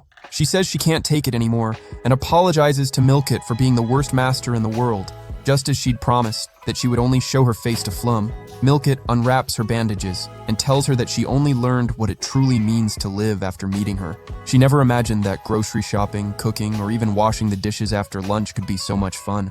If it weren't for her, she never would have gotten rid of the toxin, let alone learn to love her slave mark. It was only after meeting her that life took on this whole new light. She's the one who gave her all of that. And with a steady, unwavering voice, Milkit declares, "You are my hero, master." The sunlight wraps around Milkit like she's pushing away the fog that had been suffocating Flum's heart, pulling her back to her senses. Never say you're useless, master. Later, at dinner, Flum tells Ink to come clean already. Ink tries to lie again, claiming she has amnesia, but Eterna shuts it down immediately, telling her they already know she's been lying. Flum explains that earlier at the guild, the woman responsible for Ink filed a search request for her. Ink shouts that her mother would never come looking for her. Caught off guard, Flum asks if that's what she calls Satils. Milkit drops her food the second she hears the name Satils, but plays it off as a clumsy accident, pretending it was nothing so she doesn't worry Flum. Eterna asks Ink to talk about this so-called mother. Ink is scared that if she says anything, she'll be sent back, and go back to suffering like before. She doesn't want that, because she really wants to stay with all of them. Eterna points out that Ink has a heart condition and depends on medication, but she's never seen her take any. So she asks her to open up, because going without her meds for too long could be seriously dangerous. Ink finally comes clean. Her mother made her take her meds every single day, and this is the first time she's gone this long without any. And get this, she tells Eterna she doesn't feel anything wrong. Ink asks if Eterna is mad at her, but Eterna says she isn't, and pulls her into a hug, as Ink apologizes for lying. Then Ink tells them everything. Her family has 7 people, and she's 10 years old. Unlike her siblings, she was the only one who needed the medication because she was first generation. She says everyone could hear her dad, but her. Eterna asks if they kept her from seeing her father. Ink explains that nobody could see her dad, at all, only hear him. Eterna and Flum think it might be some kind of telepathy. Ink keeps going. Everyone was cruel to her because she couldn't hear her father.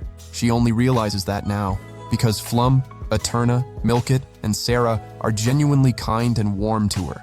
And since she was the only one they never took outside, she ran away. And for the very first time in her life, she got to meet people outside of her own family. Ink asks if it's her fault Sarah left, and if now that she's told the truth, Sarah will come back. Flum says yes, and Ink lights up. With the tension settling down a little, Eterna asks Ink what her mother's and father's names are. Ink says she doesn't know her mother's name, but she knows her father's. And then, she drops the bomb. My daddy's name is Origin. Flum spends the entire night thinking about Origin. If this supernatural being really exists, why would it have its eyes on her? She heads to the living room because she can't sleep and finds Eterna there. Eterna says she's trying to figure out what to do if the worst happens, and then she drops another bombshell. Ink's heart isn't beating.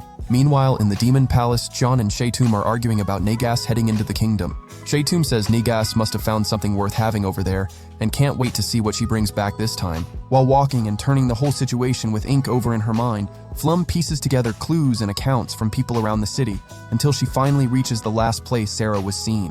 When she gets there, she notices hundreds of slash marks carved into the wall, clear signs of a battle. Leech shows up and says the cuts are way too uneven to have been made by a blade. Flum agrees, since Sarah fights with a mace. Leech explains the marks were made by magic and turns away with a deflated look since she hasn't found a single lead on the church. Flum remembers that Leech was investigating who was smuggling herbs to the church. Leech confirms it and says she's already figured out who's behind it, Satil Francois, but she still has no way to prove it. Later, Flum tells Eterna everything and asks her to teach her magic, terrified that Sadles will come for ink and desperate to protect everyone with her own two hands. Eterna explains that magic is all about visualization. You just create an image in your mind and project it into the real world. Then say whatever words come to you naturally. While Flum is resting, Eterna calls Milkit to come along on a grocery run. On the way, the two of them run into Dine. He says he's surprised to see Milkit betraying her master of all people for the legendary hero Eterna Rainbow. Eterna asks what the hell he wants. Dean asks if she doesn't want to know the secret about the children and about ink. Without missing a beat, Eterna casts a water spell into Milkit's ear, while Dine reveals that all of the children are monsters carrying black crystals inside them. And with a wicked grin, he says that living inside their house is a full-on catastrophe, referring to ink. Then, the parasite eyes appear out of absolutely nowhere right in front of the two of them. At that exact moment, a water clone of Milkit wakes Flum up, trying to warn her, but the words don't come out right, and Flum ends up thinking it's the real Milkit, completely soaked. Worried she's going to catch a cold, Flum rushes off to grab a towel, but when she comes back, Milkit is already gone. Flum sprints out after her, following the water trail, convinced she's about to find her. But after running for a long time, she collapses in tears. She heads back home, remembering she left Ink alone, and realizes the power has gone out. Then she hears a strange noise coming from Ink's room. She creeps closer, slowly, and spots the parasite eyes on the floor. Ink turns her head, and Flum discovers where the parasite eyes have been coming from, Ink's face, which now bears the sinister spiral of origin, and Flum screams in absolute despair. Having witnessed what happens to everyone who comes into contact with the parasite eyes, Flum spirals into absolute despair because she just realized that the one who probably killed everyone she loves is none other than Ink, the same Ink she considered a friend. The kind of despair that hits you so hard there are literally no words for it. Then Ink walks over, and Flum turns around in tears, terrified she's next. But something was off. The origin spiral that had been on Ink's face was gone. Ink looks at her with that genuinely worried expression and asks if she's okay. Flum, still in shock, snaps back asking how she could even ask that, like just a minute ago she was spitting parasite eyes everywhere. Ink furrows her brow and asks if Flum had some kind of nightmare. Flum completely loses it right then and there. She gets right in Ink's face and tells her flat out, no nightmare, no hallucination, and doesn't hold back a single word, calling Ink a monster. Ink is absolutely devastated by that. With her voice cracking, she says she's human, but Flum is way past caring about that. She goes all in and says the church must have done something seriously messed up to Ink's body. That's why she doesn't have a real heart, and then adds, the meds Ink stopped taking were probably suppressing her powers, and without them, she lost control and attacked everyone with those horrible eyes, including Sarah. Ink denies it with everything she has, swears she would never do something like that to Sarah or any of her friends, that she loves all of them with her whole heart. But Flum has already gone too deep into her own spiral of grief. Convinced she's lost everything she ever cared about, she screams right in Ink's face that what she did is not what a friend does. Those words cut straight through Ink. She takes off running, completely in tears with one bitter certainty locked in her mind. Even though she loves being around Flum and the others, the only place that truly exists for her is that horrible place she came from. Flum just stays there on the floor, completely lost, until she hears Dine's voice calling for her. She goes to him and dude, he's carrying an unconscious Ink in his arms. Flum asks where Milkit is, and Dayan says cold as ice that she's probably being tortured by his mistress, Satil's Francois. Flum looks at Dan's face and feels a rage that has absolutely no ceiling. She launches herself at him with everything she's got, but Dine clocks that she's running on pure rage and not thinking straight, and lures her right into a trap. Out of nowhere, Flum finds herself surrounded by a whole crew of thugs. She activates her analysis ability and realizes they all share the same name, and something is seriously wrong with their eyes. The thugs rush her all at once and manage to land several hits on Flum, but her sword has an insane power, She heals on the spot, instantly, like it never even happened. That's when Gaudio appears out of nowhere and tells her to use her prana to end this in one shot. Flum focuses, and together, the two of them unleash their prana and wipe out every single one of Dane's thugs in one clean sweep. Relieved to see Gaudio, Flum asks if he came to help her. He confirms it and says it was a little girl named Sarah who asked him to. Sarah is alive. That name reignites a spark inside Flum's heart that had been completely dark. She wipes her tears, takes a deep breath, and makes her decision. She's going to finish Dane and save Ink. Then, completely out of nowhere, a spiral appears and out of it steps a blue-haired boy. The boy uses a power called Connection and yanks two walls with full force straight toward Flum and Gaudio. But Gaudio didn't earn the title of hero for nothing. He holds back both walls through sheer brute strength alone. The boy can't believe what he's seeing and asks if Gaudio is some kind of monster. When he pulls off his mask and reveals the spiral on his own face, Gaudio looks him dead in the eyes and doesn't even flinch. The monster here is the boy. Meanwhile, Wellesley is deep in her investigation and finds a hidden passage that leads directly into the church's laboratory. From above, she spots Dayan on the rooftop carrying Ink. Shortly after, Flum storms Satil's Francois' mansion. Dayan welcomes her with open arms, like that classic villain who's already convinced he's won. Flum doesn't waste a second and charges straight at him, trying to end it all in one strike. But Dine transforms his arm into a resistant tentacle and slams her into the wall with full force. She slides but doesn't go down. He morphs his arm into something like a crossbow and fires flesh bolts at Flum, catching her in the arm. She heals instantly and asks if joining the Origin Church is what got him that freakish body. Dine smiles through the fight and confirms it. Yeah, he was granted a divine power from Origin in exchange for every single one of his friends. He leaps to the center of the hall. Flum comes down with a powerful strike, but Dine sidesteps it. The impact shatters the floor, and she falls into a hidden room below.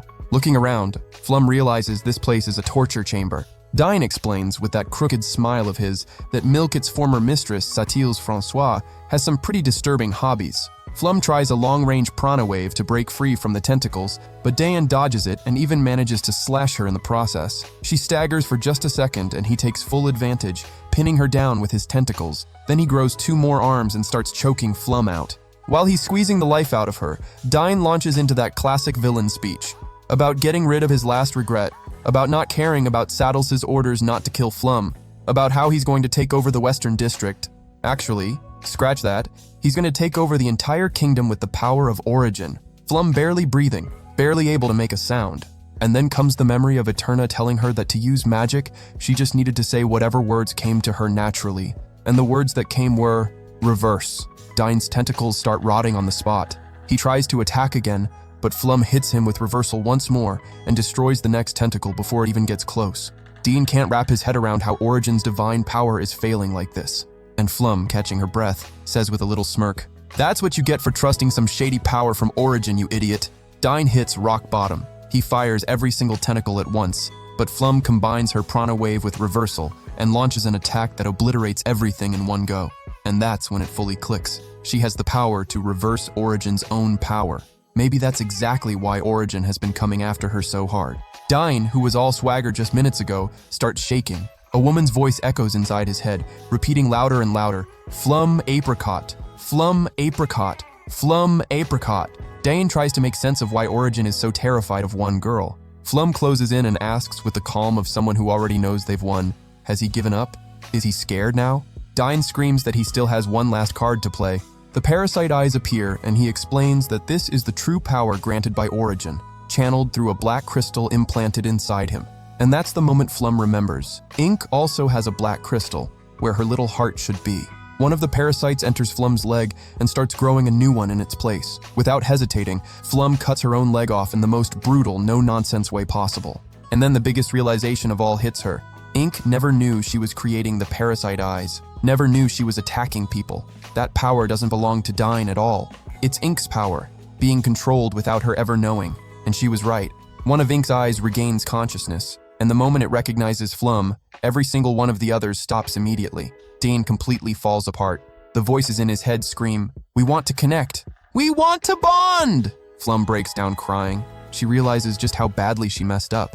After everything she said to Ink, after all that cruelty, Ink was still protecting her. She decides right then and there, she's going to apologize to Ink, no matter what it takes. She gets back in the fight, backs Dean into a corner, and demands to know where Ink and Milkit are. But Dean is completely losing it, obsessed with having lost the power he had. Even without his arms, he lunges at Flum and eats a clean punch straight to the face. Even then, Dean keeps ranting and the voices keep escalating until the moment Origin connects with him completely, awakening a power of pure darkness. He starts levitating, turns to face Flum with his entire face twisted into a spiral and screams, "We're going to kill you! We're going to kill you!" And then Dane starts losing all coherence while going on about Flum.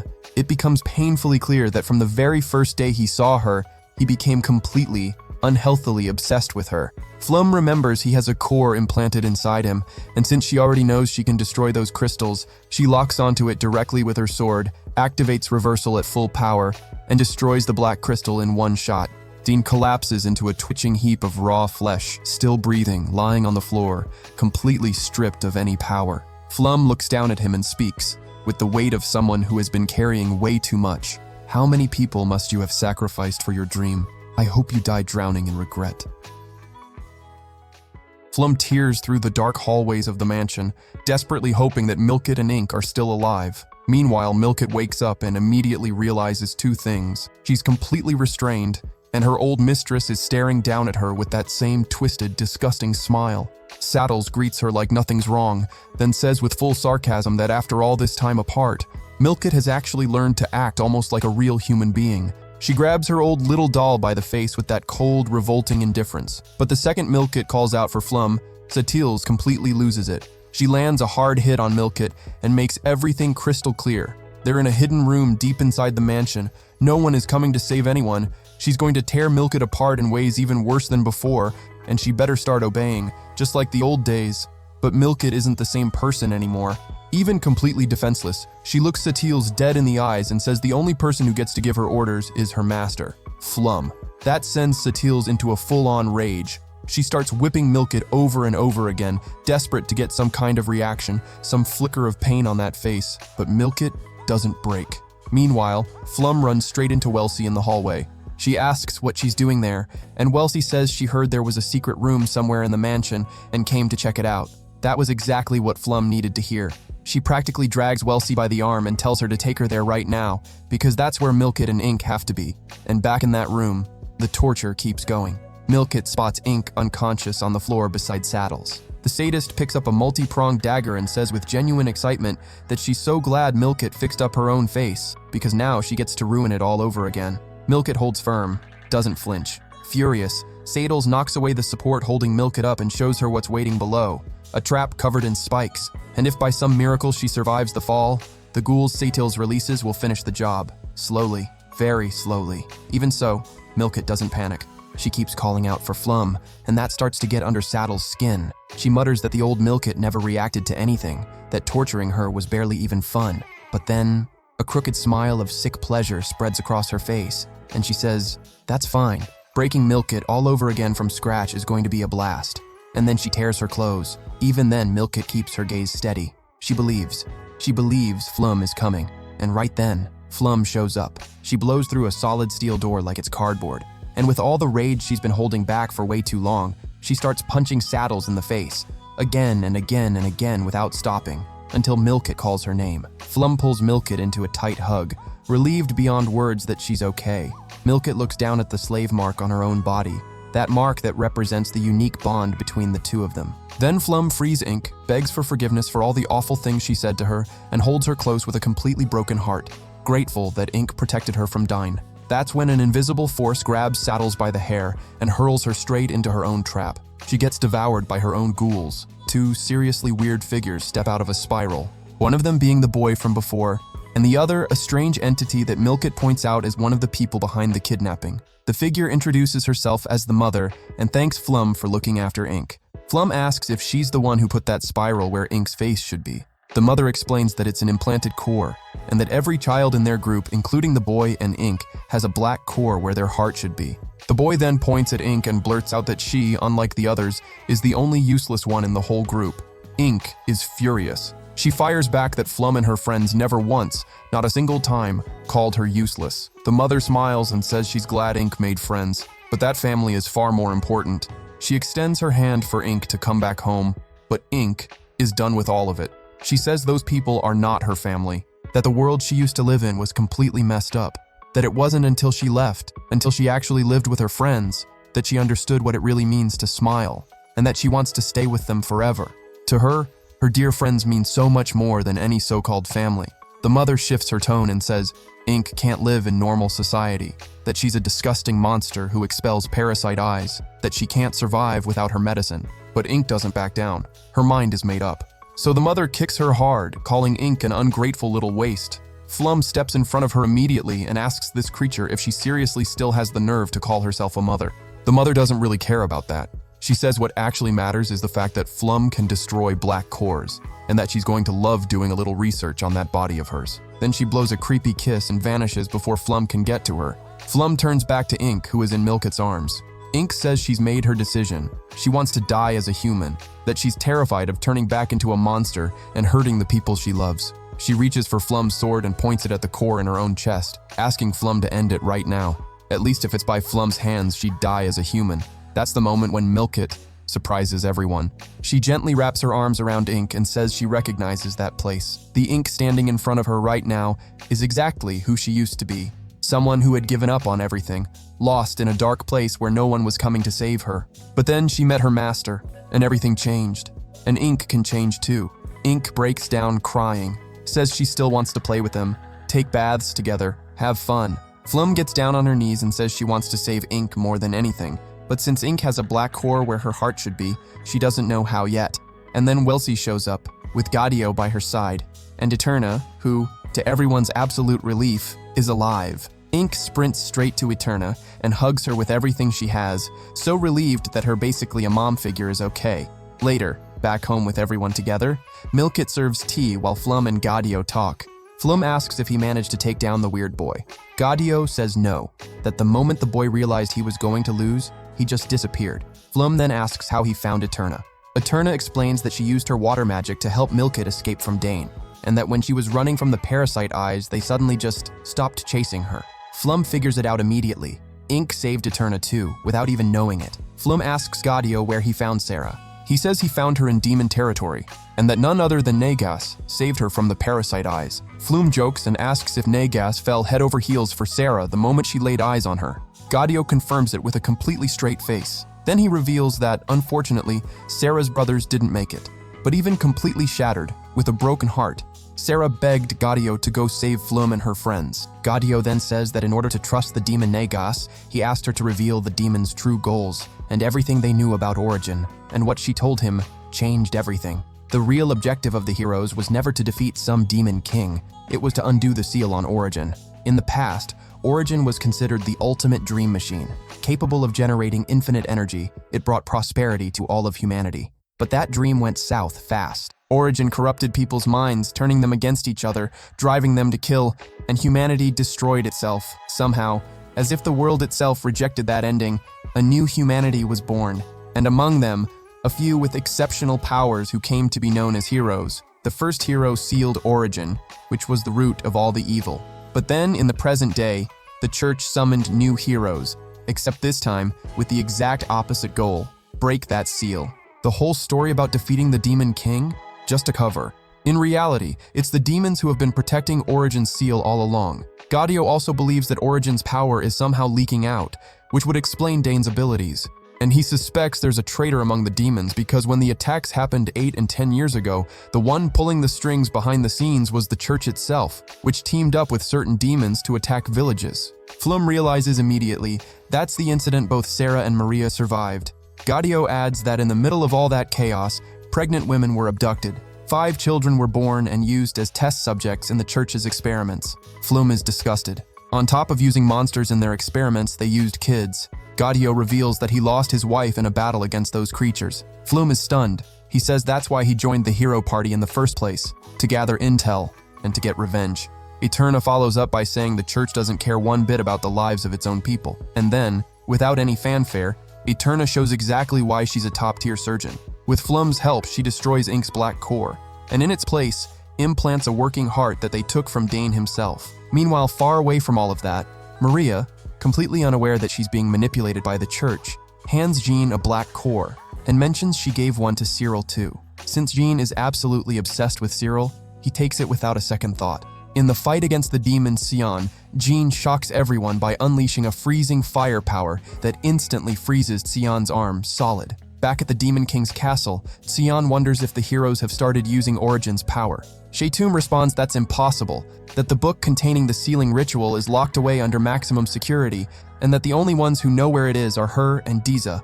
Elsewhere, Ottilie is alive, in the arms of the person she loves. Wounded and completely drained, she says she barely made it out and that she discovered the secret locations of the church's 3 research teams. But before she can reveal everything, she passes out from exhaustion. And inside one of those hidden labs, the blue-haired boy wonders whether Origen can develop a resistance to Flum's reversal power if he absorbs her. Because Origen keeps repeating one single command to them, over and over: do not kill Flum Apricot, capture her. Back to Flum, everyone is getting ready for a big celebration feast.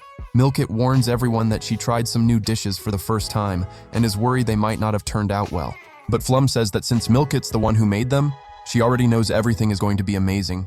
Everyone can feel the insane amount of love Flum has for Milkit. Flum turns beet red, and then Milkit, with her heart racing, calmly says she can't imagine life without her master anymore. Flum's jaw drops.